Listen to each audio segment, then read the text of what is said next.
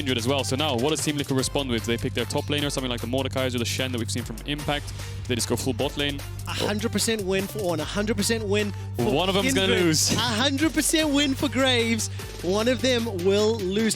By the way, I'm just noticing on the player cams, everybody big smiles, everybody looking jovial. Of course, even if you lose this game, you still have a favorable setup in the knockouts. You get to watch a full BO5 to figure out who your opponent is going to be.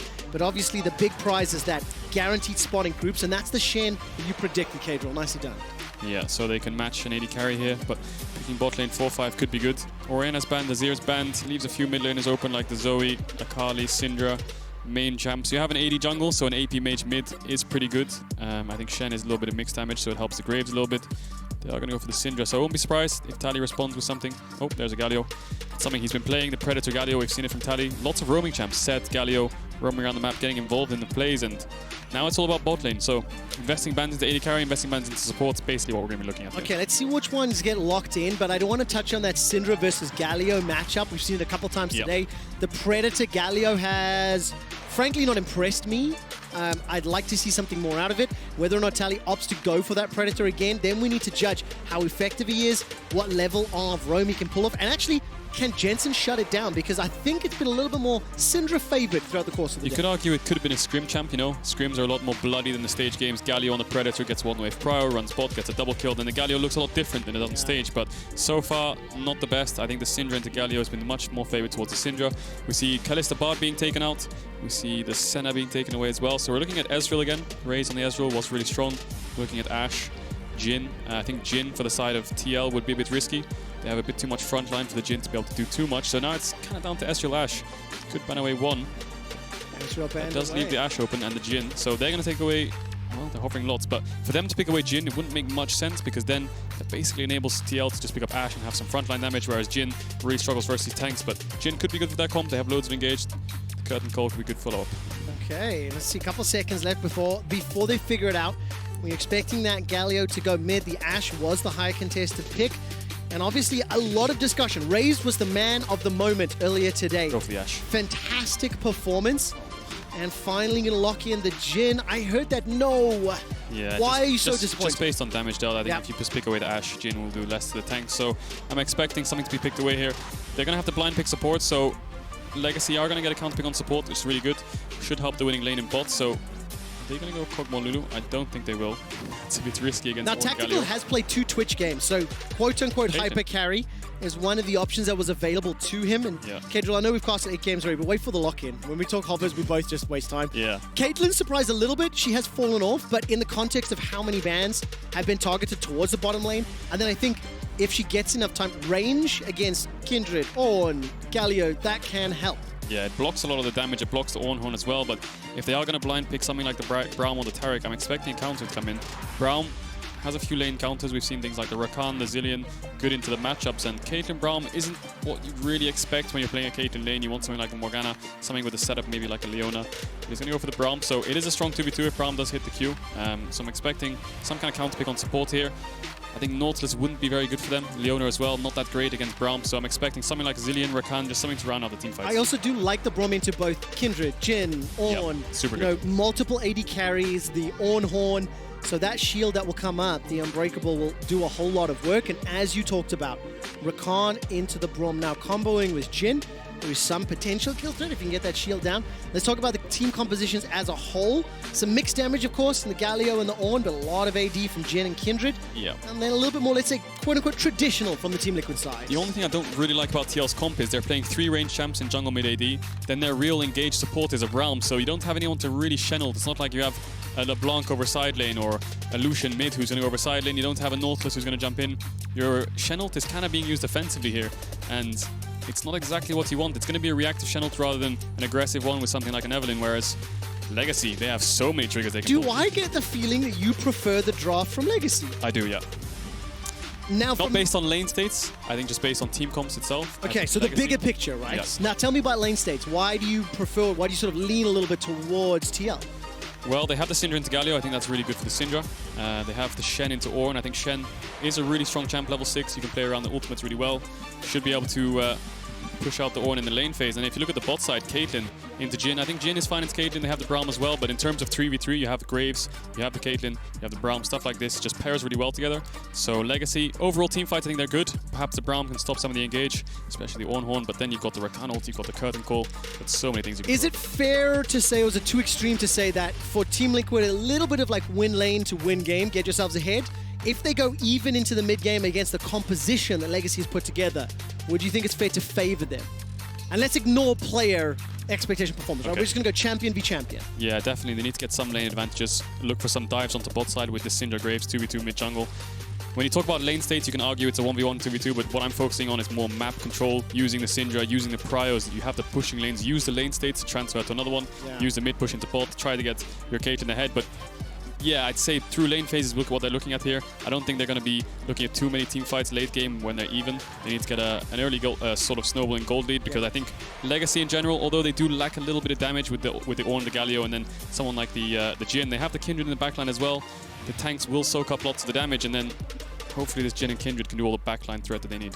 Thank you for episode 2 of Learn League with Lamont here on the World's Play-In Group Stage Tiebreakers. The other thing that I also noticed, and you pointed out very eloquently on the Team Liquid side, it's not the greatest of engaged tools. You know, you're looking for like a taunt from Shen, a scatter the weak from Jensen. I think the secondary games, the follow-up, like if you get a stun or a taunt, then Braum and Braum ulti and Shen, that can be great. But you contrast that to a Rakan engage, to an Ornn engage. At this level of play, it just means the ease of execution is simpler on the side of Legacy, and that's always something I like. Yeah, you're definitely right. TL, they have so much sort of follow-up CC. You know, it's Shen, it's a taunt, they have the Scatter of the Weak, they have the Braum Q.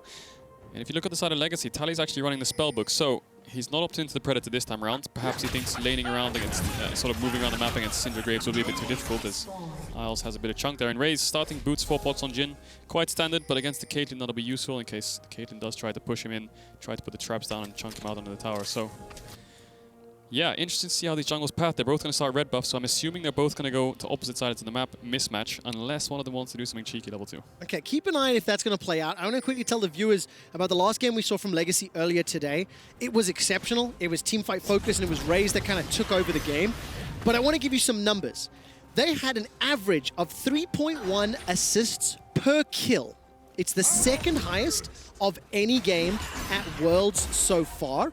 And in terms of kill participation, 92% for Raes, 90% for Isles, 85% for Babip. Why do I think that's important, you'll be asking, ladies, gentlemen, everyone else? Well, because they've got another team fight comp put together once again. Galio, Ornn, Kindred, Rakan, they all want to get involved. And the way that game played out earlier today, in favor of Legacy, in a game that they won, was fairly slow, fairly stale in the early stages, but once we got a couple of objectives and 1 or 2 items under the belt, Legacy just dove in over and over and over. And that was how they found their kill, found their win, and found their team fights. Yeah, looking at lane states, Legacy, they have the bot push. They don't have the top push. Shen is quite potent, level 1 to 2. And Broxah, he skipped his Raptors, something I wanted to point out. So I think he's going to backtrack. I think he's done red, blue, Gromp. He's probably going to go to Wolves and backtrack most likely. Or he can go up to this top side. If Impact gets one more good trade, maybe they can look for some sort of early top dives. Does shut the Ornn down a little bit. He's always going to build his Ruby Crystals, but he could use some of his mid-pressure towards bot side grab. Looks like he's going for a mid-gank, perhaps. Okay, we'll track this one. Can't come in behind Tally. Flash is available. I think he will have been spotted up by that ward, and Tally is low. Stun. Gets caught by the stun. Scatter the Weak. Flash already. But that's very successful. Jensen comboing with Broxah to find that stun. And this is, again, what we expected. We talked about lane states like 3 minutes ago. Caedrel, how that Syndra can be good into the Galio. Now I want to see how Jensen continues to play. Flashless Galio, can he apply more pressure? Can he build up more of an advantage? I like the Broxah backtrack to this bot grab. He is contesting Babip for it, but the lanes are kind of contested, so if people want to collapse, there's going to be a fight here, but Broxah has the smite, so he should be able to get this one down. He has flash as well in case Tally wants to go in, but he's turning on to Babip here. A lot of damage. Babip will Look at the collapse. It's going to be a 4v. It's going to be TPs, 5v5 maybe. Isles and Raes, and these are the team fights. That's a long-range dash. The taunt comes up from Impact. Everybody's in the river except Topoon. Team Liquid get first blood. 90 Calibernet will find a target, and Raes escapes with his life. North America and TL strike first. Yeah, look at the minimap. You can see Broxah sprinting towards his top grab to try and deny it from Babip. Topoon might be moving down, but you can see Impact escorting Broxah. Babip won't be able to get the stack this time, and Broxah gets the double crab, and we've seen this so many times. The crabs, when both junglers want to fight over it, just turns into a 5v5 in River, and this time around, Impact pulls the trigger, instantly TP's in, whereas Topoon saves his TP. So, first blood for the side of Broxah, and I mean, it's actually pretty good for Impact to use his TP early on like that. I mean, he's going to hit level 6 anyway, so TPing in early doesn't really affect him too much. He had the top wave pushed in. Broxah turns onto Babip here, and Babip's really focused on the crab, so he gets really chunked, and Tally is a bit split. He does get stunned up. The Shen comes in, and he has no flash from the prior fight, and they do get a little bit of damage onto Jensen. He flashes away, and Tally just gets taken out. So this combo from Tactical, oh, if he hit the Q and the auto, he would have killed him. So close. The one thing I do like, though, is that once Legacy realized that they'd been flanked and outnumbered, they did back away instantly. Yep. Isles flashed the Shen taunt, and Raes did absolutely everything he could to escape. So I do want to give some credit here to Legacy's calling. They tried to save Babip, they didn't, but they are still down 1,000 golds. Yeah, Topoon does have TP advantage, and you can see Impact after that fight, he ran back to top. He's escorting Broxah to the crab, so he's just sitting on the door and shield, so Topoon could try to freeze the wave in his face. Maybe he could get a little bit of a CS advantage, but I'm expecting Impact to match Topoon's TP when he hits level 6, and Isles just goes for a little chunk. And this is the problem with the Caitlyn. When you get pushed in on the tower, if they play well around their mid-jungle, keep up the push. If Broxah can take these pinks in the bot side river, and they can use the Shen ult effectively, they should be able to control the bot side of the map really well. Tally's doing very well to dodge those Scatter the Weaks, or at least like put distance between himself and Jensen using the Justice Punch, get out to safety. But look at the lane differences. Plus 10 CS for Tactical, plus 16, 15 for Jensen, plus 13 in the top lane for Impact. So win lane, win game. It was way oversimplification of what we were talking about. But the advantages they have in their team comp, the strengths they have, and then obviously that big TP play in the mid lane.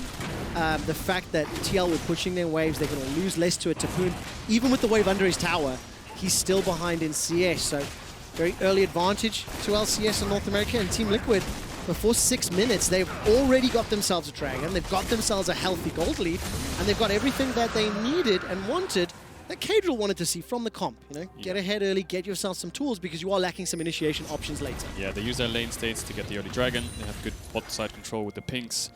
Like you said, win lane, win game. You can see the CS advantage in mid. Impact just basically picked up a Tiamat, so he should be able to push in top. So they're going to have two solo lanes pushing, and not only that, they have the bot push as well. So Jensen has no flash here. He could get called out. Ultimate is available for Jensen. It is not for Babip. Hero's entrance comes down. Ooh, big damage from Tally and Babip. That's a hop over the wall. Broxah manages to pick up the second kill, making it look oh so simple. Broxah just dunking down on Babip's Kindred. He's going to take away the next crab as well. Another crab for Broxah. He's going to take away the stack. 2-0 on this Graves. He's so strong. You could see in that skirmish what we talked about earlier, the mid-jungle from the side of Team Liquid from draft. Graves, Syndra so strong in the 2v2s, and they're just controlling the map well. Legacy need to kind of find a way to open this game up. Maybe a TP flank from the Ornn. Try to get Galio involved as well, but now Galio's lost his TP. He's lost the ult, so it's going to be quite hard for Tally to join these fights. And just look at the CS. Tally, no flash again. Man, no flash available. That's a dash in. He manages to get the taunt to just buy some time. Broxah on a killing spree, 3-0. After getting all the crabs in the game, now re-ganking the middle lane. And frankly, it looks like Team Liquid individually are just outclassing everyone on Legacy. Yeah, Tally's been kind of targeted by Liquid here. He did get ganked earlier on, lost his flash, then died in the river, dies again before it comes back up, and he's just 0-2-0 on this Galio. He's going to be double this. He's going to be half the CS of Jensen. And you can see all these lanes still pushing in. Impact has the push. He's looking for Babip on the Krugs, just sitting in the tri-bush, getting some information. Jensen pushing in mid, running towards bot side. They have the Shen ult too, so if they want to set up a bot play right now, they can do it whenever they want. Dude, look at this. Warrior Enchant already, 4 Graves. 300 gold bounty on his head. There's a 30 CS difference at 8 minutes. Because Tally might think he's colorblind. Look at Babip, Everything is grayscale right now. He's trying to sneak this Herald instantly as soon as it spawned. Look at the vision control that TL have. They have 3 pushing lanes, they have full map control, but Broxah won't expect this. Babip is sneaking away this Herald. He didn't get spotted out by the crab, and this is really big. If they can deny the Herald, they can slow down Team Liquid's sort of snowball potential, because the way they want to play it is they want to get a dive off, they want to kill them and then pop the Herald to get the tower, but now without the Herald, as soon as this goes down, Broxah will get information. And I think Jensen's going to fast push this wave, and they're going to run bot side to try and force something. Because now you have the information that the enemy jungle's top side, you can try to do something bot side. Okay, it seems to be the case. Broxah's already cleared out Grump. He's pinged out on that ward. Legacy aware, but look at the damage onto Raes and Isles. Collateral damage is available. End of the line. Can bounce against the wall. Get away from the wall. Big damage. They don't get away from the wall. Collateral damage gets the one. And Raes and Isles, when Graves is chasing you, get away from the wall. And that's exactly what we're talking about. The second you show as a jungler or you give information to enemy team, the enemy jungle can play on the opposite side of the map. The Herald goes down. Yes, Babip did deny it from the side of Liquid by sneaking it, but now they've lost their flash in bot. Raes is going to lose a huge wave. 20 CS down. He's losing plates as well. So although they don't have the Herald, they still got an equal amount of plates as they would have if they did have the Herald. So Legacy's in a really tough spot. 4K down.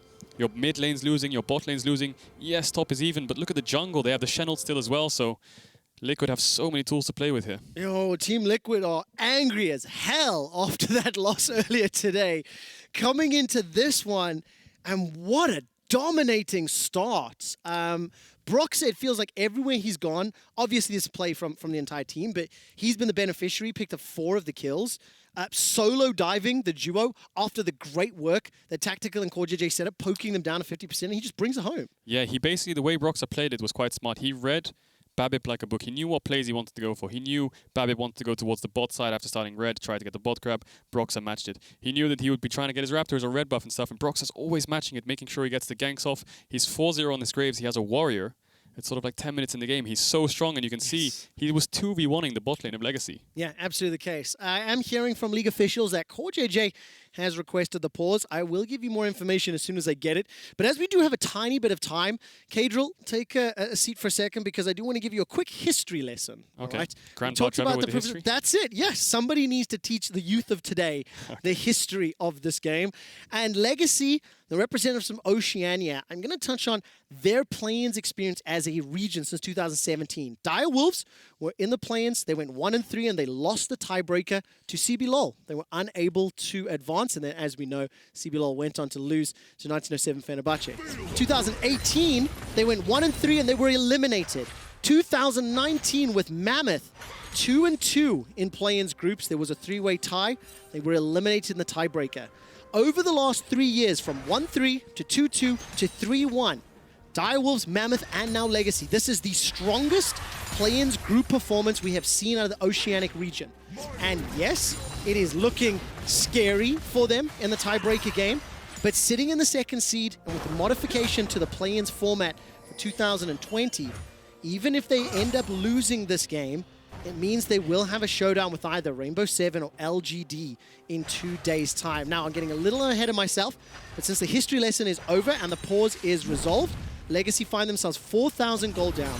They find themselves without their first dragon. That's coming up in a minute for the Ocean. But they do have their Herald, and they're going to need that to pull back a lot of gold to look competitive. The only disadvantage for Legacy taking that Herald, and we see Impact taunting in, he's got so much damage with Babip's here. I think there might be a TP. Jensen doesn't have TP yet. What happens? There is the ability to save Topoon's life, but it will inadvertently heal Impact as well. Mounting Dread, Wolf's Frenzy, the dance of arrows over and over, and the ultimate not used. The first kill on the board for Legacy. Now Raes and Isles come back into lane. Broxah's collateral damage is available, and Ace in the hole sends Isles packing. And that is the 5th kill of the game, the first for Tactical. Yeah, they're going to get the spot tower. And like I was going to say before, the whole bad thing about Babip sneaking that Herald is that when you're against a Shen, you want to swap into the Shen and play into him. So it kind of takes away the identity behind being able to put your bot lane sort of basing. You drop a wave, run top, 4-man top, and then just try to kill the Shen and just play on his lane.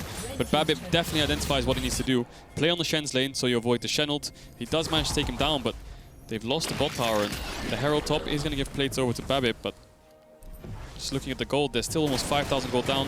They're going to lose this second dragon as well. There are members of Legacy coming down, but Broxah should be able to get this out in time. They have the Shen ult as well, so now how did Legacy respond? They need to get some plates with their bot lane. This Jhin needs to get ahead. Yo, Caedrel, I don't know if you know how the Shoutcast and Joe works, but you don't ask me questions. I can't give you the answer. When you're like, how did Legacy respond? I am not qualified to answer that question. But the more terrifying thing, Infernal Soul and 10 minutes to go before that is available. And this is, of course, the kill that Legacy were able to pick up on Impact. Yeah, good identification by Babip. Can't really go towards the bot side. You lose the 3v3, and they have Shen ult, and they have mid-prio, so good kill for them, and then Team Liquid just trade back. They do manage to get Isles. He wasn't really blocked by Raes, but I think if Raes blocked that, he probably would die himself, so sacrificial Lambda. Team Liquid swapping up towards the top side. They don't have the Herald, but Tactical has Infinity Edge, and Raes only sitting on the BS sword and the agility cloak. Okay, so the team has swapped lanes. Legacy going to what they consider normal lanes as the Australian representation. Down 30 CS in the AD carry role. Down 40 CS in the mid lane. Broxah stealing away. Did you see that, Trevor? Brambleback. The red buff lived on 1 HP. I don't know if you just saw it. It was a little quick. No, I missed it, unfortunately. Oh, okay. These old eyes. I was actually looking at items, if I'm going to be 100% honest. But for the time being, look at this lane swap. I mean, Legacy, they are down so far, dude. Like, the only way that you can try to bring back this deficit is farm as safe as you can, but you're losing more plates, you're losing more towers, which means TL are getting even further ahead. Yeah, Tally has the ult if they want to try to defend this, but Impact has his ult as well, and Topoon doesn't have TP, so it would be a 5v4 in between the towers, and I think Team Liquid would be beneficial in that. They're so strong right now. Look at Broxah's items. It's kind of unleashed, and Jensen was around as well, so I think it's complete one. Maybe they're going to look for the dive, actually, if they stay too long. They do have the Kindred ult to buy time, but Topoon will not be able to join this fight, and if Impact decides to join, it's a 5v4. All right, Tally needs to move. He's making his way through the Brambleback for now. There's the potential to dive under. Look at that end of the line damage. The entrance comes down from Tally. This is now it's dodgeball again. V4, and that's exactly the case. Not going to be enough damage just yet. The quickness will at least lock down Broxah. He's running for his life. The curtain call has been blocked up by CoreJJ in a 3-man taunt from Tally. They are down 5,000 gold, and they almost make the fight look competitive. But Team Liquid have the damage, the items, the HP, and they can look to dive once again. Jensen has already used the high skill button, his ultimate, and now he's going to look for a Scat of the Week to set up something more. Scat of the Week won't get stunned. Babip being run down by Broxah. Teleport coming in here from Impact under the tower, and Raes will get taken out by Jensen. This is illegal gameplay by Team Liquid, making a statement in the tiebreaker. TL want groups, and they want it over the corpse of Legacy. Legacy trying to defend that top tier 1. I mean, it looked pretty good when Tally flashed over the wall. It looked like he was going to land a 5-man taunt, but in the end, he just gets one popped, and then Team Liquid turned to the rest of the members. And just watching this again, Broxah, yes, he made a little bit of a mistake here by overstepping. Isles identifies that really well and instantly flashed on him. Broxah almost gets taken down, but the whole concept by TL is good. The dodgeball, just keep throwing spells at them. They have to use the Galio ult, they have to use the Kindred ult, and eventually they have to turn, otherwise they're going to lose. They're going to get poked out, so Isles instantly sees Broxah, misses the knockup, but they do get the root. He lives on a really low HP. Guardian, Shen ult, everything coming in, and then Impact does get cancelled on the ult. You saw on the bottom of your screen, Topoon used the Ornn ult to cancel him, but then he TPs on the wave. And that was kind of it. I mean, look at Broxah on the back half of this fight. He just used the red buff, gets the red smite onto Babip, and then Babip kind of splits from his team. He could have stayed on the tower, but then Jensen would have killed him himself. Caedrel, I'm going to ask you to analyze the 2 games of whack-a-mole that we've seen today. The first one earlier, that was Legacy inside the Dragon Pit, and this one with Legacy under the top tower. Which whack-a-mole was more entertaining? Oh, the Dragon one was way better. Okay. That was at least a 1-minute stare down of spells flying across the map, and look at the tower plates on top of your screen. Those 2 tower plates that Legacy got was the Herald. That's it. I can't believe we managed to get 2 games of whack-a-mole in the same day as we've been casting. Both by Legacy. Both by Legacy on the receiving end of being shot at, I might add. They were trying to dodge, dip, duck, and dive, and they couldn't do it. But look at the state of this game at 15 minutes. 10 tower plates to 2, 2 towers to 0, 9 kills to 1, 2 dragons to 0. Infinity Edge rapid fire cannon Caitlyn. Yeah. That is 3,000 gold above the highest gold on Legacy, who, by the way, is Babip. And that's coming up against a BF sword. They can go 2 towers mid. The crit cloak, they absolutely can. I mean, they could push even further. 8,000 gold lead, 2 items Caitlyn at 15 minutes, and we said it in draft, win lane, win game, and they're definitely winning lanes, and I don't know, this game looks kind of 1-2 to me. This is an incredible performance from Team Liquid. They need punishing every mistake from Legacy, and frankly, just doing everything right. Legacy need to find some sort of engage. You don't have that reliable late game carry like we've seen the Oriannas.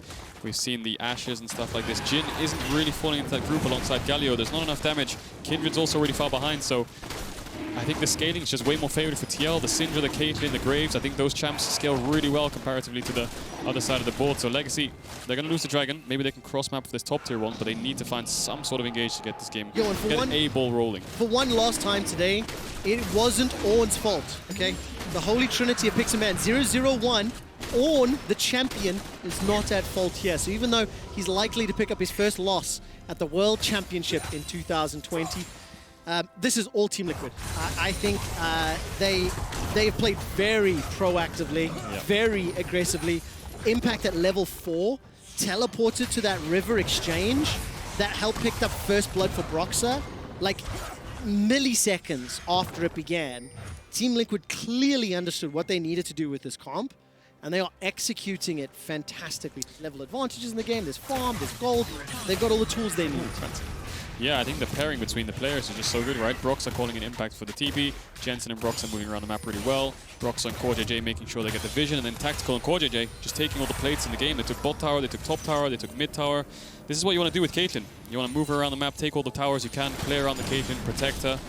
And Legacy didn't seem to have an answer. They couldn't find any engages. They did have TP advantage for around 4 to 5 minutes, but Impact always had the Shen ult to match, so Legacy just didn't decide on a play. They weren't really decisive. They did look for a top play later on. They did manage to get Impact.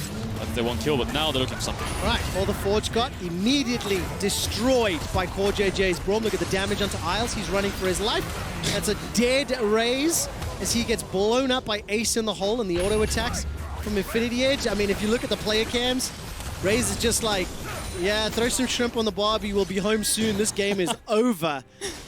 As Legacy are being pushed under their inhibitor. Now, one thing I would like to say, because I've obviously been a little bit more loose and humorous this game, much to Caedrel's surprise, when you are this far ahead at 18 minutes, like, surely it gets more difficult to actually push into the base, or it should be.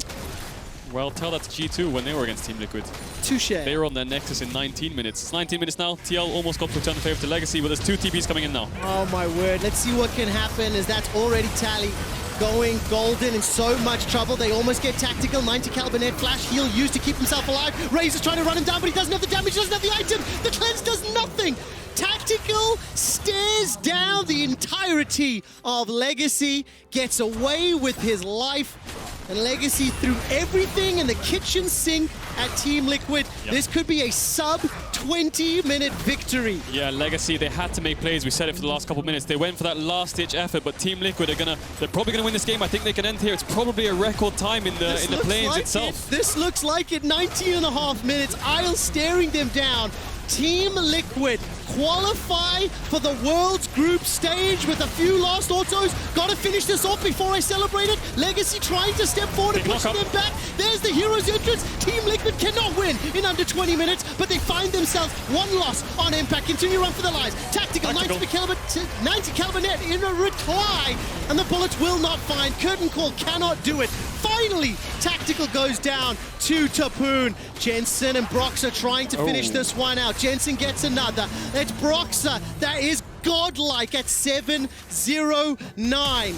And just to make sure it's not under 20 minutes, the final fight. Team Liquid advance to the group stage at Worlds. What a performance by Team Liquid. Win lane, win game. Not only did they win lane, they almost won the game in under 20 minutes. They played so well. Broxah, Jensen, I just think Tactical as well. Just the 3 of them played so well together with the support of Impact and CoreJJ, making sure they could move around the map, take these towers, and wow, such good macros, such good decision making, and just really well played in the fights. Exceptional performance from Team Liquid. The marked improvement from spring through to summer, despite sort of falling off in playoffs, Team Liquid have overcome the challenges that were in their way, and they qualify for the group stage.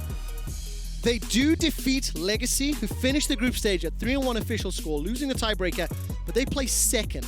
And now Legacy will be waiting to see if they play Rainbow 7 or LGD in 2 days' time. Yeah, and on paper, LGD does look scary, but they have been griefing it throughout the playing stage, so definitely not unwinnable. China's 4th seed has been looking really shaky throughout the playing, especially yesterday, so they did eventually make it on their tiebreaker match, so we'll have to see who does win that best of 5 to go up against Legacy, but Team Liquid straight through to the group stage. Congratulations, and what a way to do it. I mean, if there was any doubt at all, it has been shattered and thrown out the window. Special shout out to Jat, of course, moving into the coaching role, and frankly making that one of the most difficult games to shoutcast of the world's play-in experience. We're taking a look at your Oppo player of the game. I mean, this is a bit of a no-brainer to me. Yep. Broxah from the jungle. Yeah, Broxah he identified exactly what Babip wanted to do whole game long. He went for the red buff start, he went back towards the bot side. collapsed onto Babip, took him down again. The mid 2v2 won again by Broxah and Jensen. And then Broxah just making plays around the map. He shut down Tally level 2, level 3 on the early flash. He gets him again in the river. Now he gets him again in the mid lane. So Broxah 2v1ing the enemy bot. He had the Shen to back him up. Broxah was basically funneled all the kills and he just carried. Yeah, absolutely the case. And special message to Raes and Isles from your gold resident play-by-play shoutcaster. If Graves is chasing you, get away from the wall. That end of the line bounces back hella quick. Especially when he has Warrior at 8 Very minutes. Formed. I mean, it's crazy. Look, again, difficult game for Legacy. I think the draft that TL put together, they had to play in the manner they did, but they executed exceptionally well. So congratulations to the LCS, all three of your teams in the group stage. We'll soon give you all the headlines from today as well as a preview from the knockout stage. Do not miss it. Caedrel, that was awesome. That was awesome. Well done.